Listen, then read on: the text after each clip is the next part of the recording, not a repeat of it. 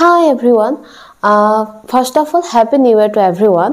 আৰু এই গোটেই বছৰটো যেহেতু মই ভিডিও আৰম্ভ কৰা এক বছৰ হৈছে আৰু এই গোটেই বছৰটোত আপোনালোকে যি সাপোৰ্ট দিলে বা যি মৰম আগবঢ়ালে বা আপোনালোকে যি সাজেশন আগবঢ়াই আহিছে তাৰ বাবে আটাইকে থ্যাংক ইউ আৰু আশা কৰিছো আপোনালোকে এনে ধৰণে ভৱিষ্যতেও মোক হেল্প কৰি যাব বা আগুৱাই যোৱাত সহায় কৰিব আৰু আপোনালোকক মোৰ পৰা কেনে ধৰণৰ কি লাগে বা কেনে ধৰণৰ টিপছ লাগে বা কি লাগে হে আপোনালোকে জনাব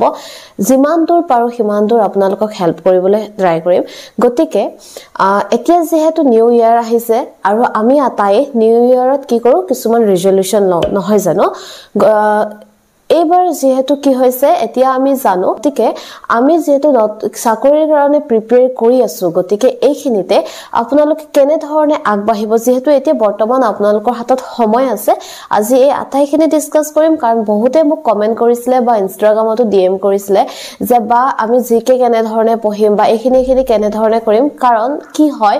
যেতিয়া আপোনালোকে এক্সাম ওচৰত আহি পৰেহি তেতিয়া কিন্তু আপোনালোকৰ কি হয় সময়টো কম হয় লিমিটেড সময় থাকে লগতে কি হয় আপোনালোকে প্ৰাইভেট জব কৰি থাকে বা বেলেগ কিবা কৰি থাকে এনেকুৱা ধৰণৰ যেতিয়া হয় তেতিয়া আপোনালোকৰ কি হয় এক্সামৰ আগলে আপোনালোকে পঢ়িবলৈ যদি থৈ দিয়ে তেতিয়া কিন্তু আপোনালোকৰ যথেষ্ট অসুবিধাৰ হয় গতিকে আজি কেনে ধৰণে কি কৰিব এই আটাইখিনি ডিসকাস কৰিম গতিকে ভিডিওটো আপোনালোকে যদি ভাল পাইছে আৰু ইনফৰমেটিভ যেন লাগিছে তেতিয়ালে লাইক শেয়াৰ এণ্ড সাবস্ক্ৰাইব কৰিবলৈ নাপাহৰিব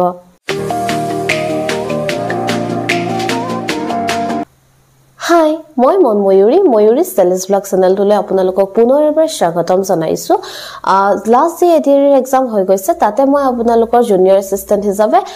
ডাইৰেক্টৰ অফ সেকেন্ডাৰী এডুকেশনত বৰ্তমান কৰি আছো আৰু হয়তো আপোনালোকৰ দৰে ময়ো আন বিভিন্ন এক্সামৰ কাৰণে মই প্ৰিপেয়াৰ কৰি আছো গতিকে কোনখিনি আপোনালোকে আগবাঢ়িব আৰু এতিয়া চাওক আমাৰ সিএমএ লাষ্ট যি ঘোষণা কৰিছে সিএম ছাৰে যে আকৌ হয়তো এডিআৰ দৰে এক্সাম হ'ব এক্স্যাক্টলি যদিও কোৱা নাই যে এডিআৰয়ে হ'ব বা এনেকুৱা ধৰণৰ কোৱা নাই কিন্তু তেতিয়াও হয়তো তেওঁ আৰু আমাক কি কৈছে যে টোটাল 50000 মানে আৰু 15000 পোষ্ট ওলাব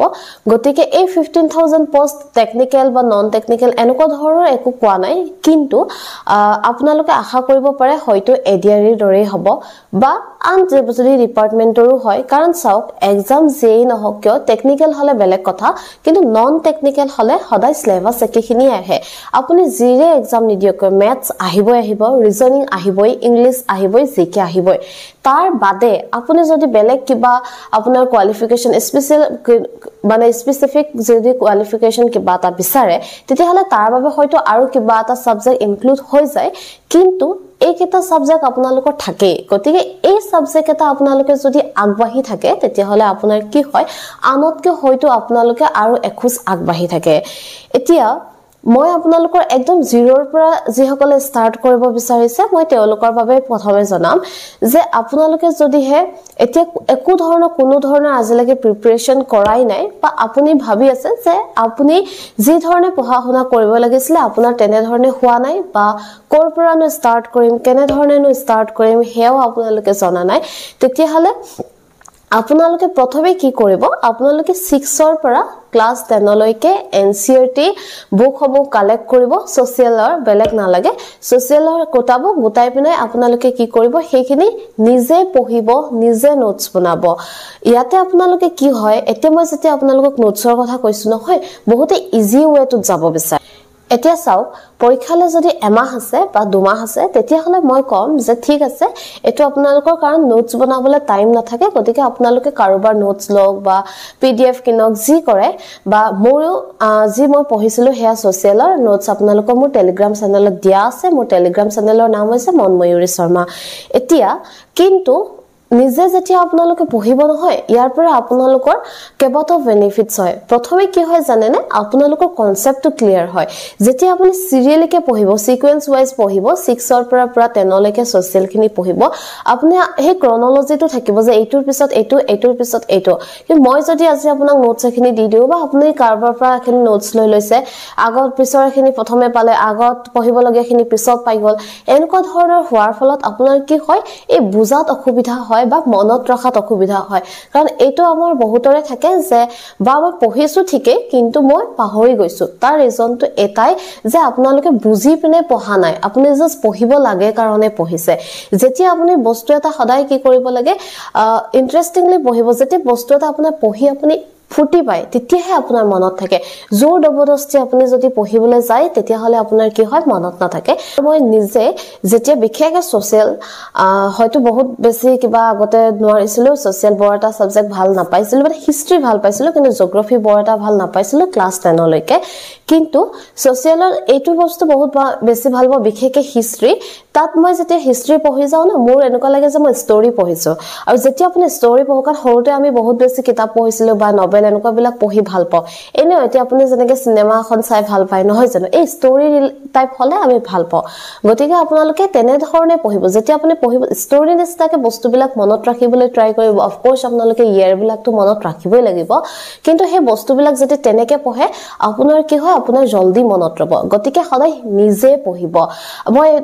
বাৰে বাৰে কৈ থকাৰ পিছতো মেক্সিমাম এইটোৱে ভুল কৰে যে বা নোটছখিনি দিয়াটো বা আপুনি কাৰবাৰ পৰা নোটছখিনি লোৱাটো ডাঙৰ কথা নহয় কিন্তু আপুনি যেতিয়া নিজে পঢ়িব নহয় আপুনি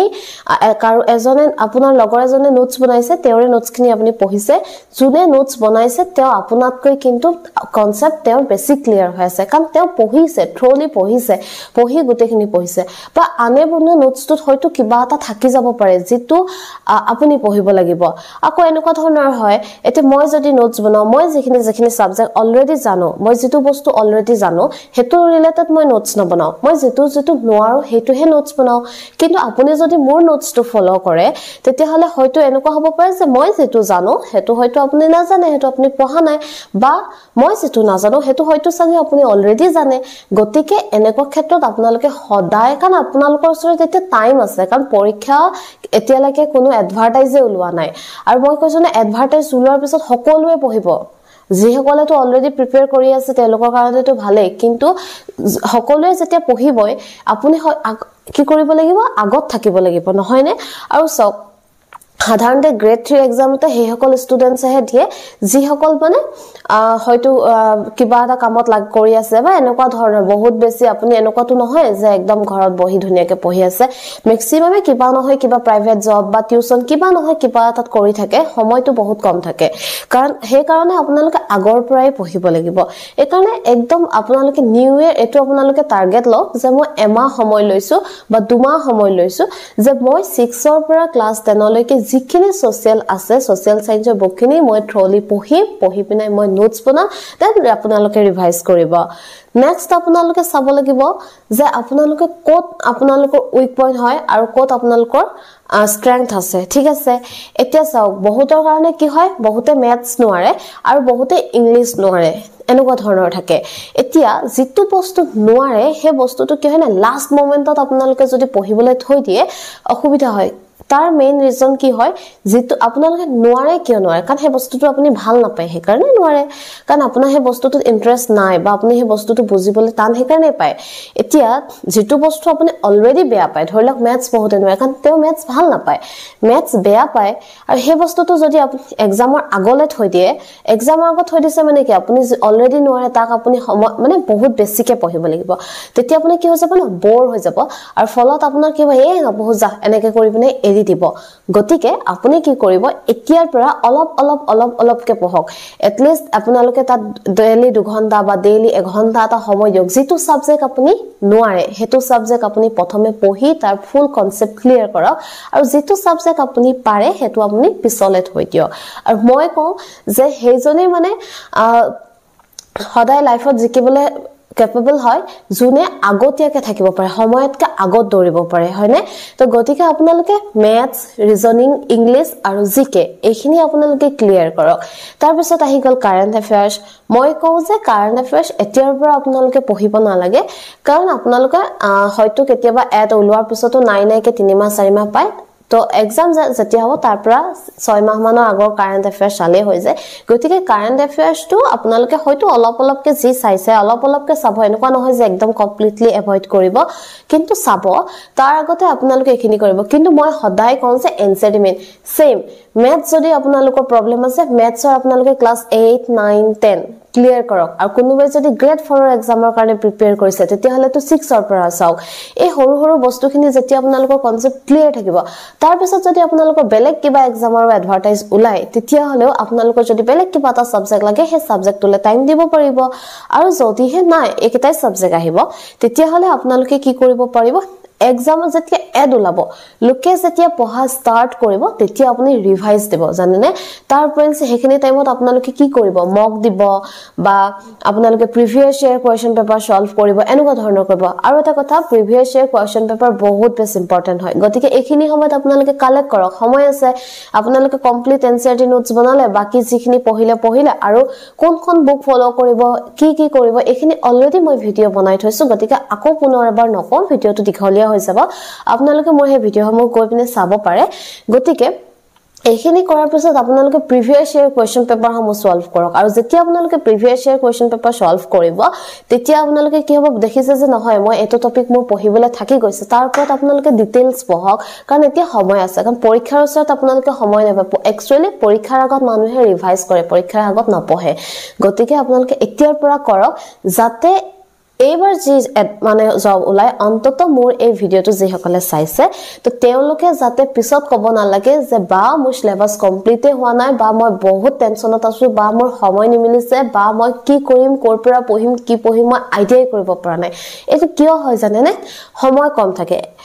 এডভাৰটাইজ ওলাব আপুনি পঢ়োতে আপোনাৰ খুব বেছি 2 মাহ 3 মাহ সময় পাব এই 2 মাহ 3 মাহত আপুনি কোনটো পঢ়িম এইটোৱে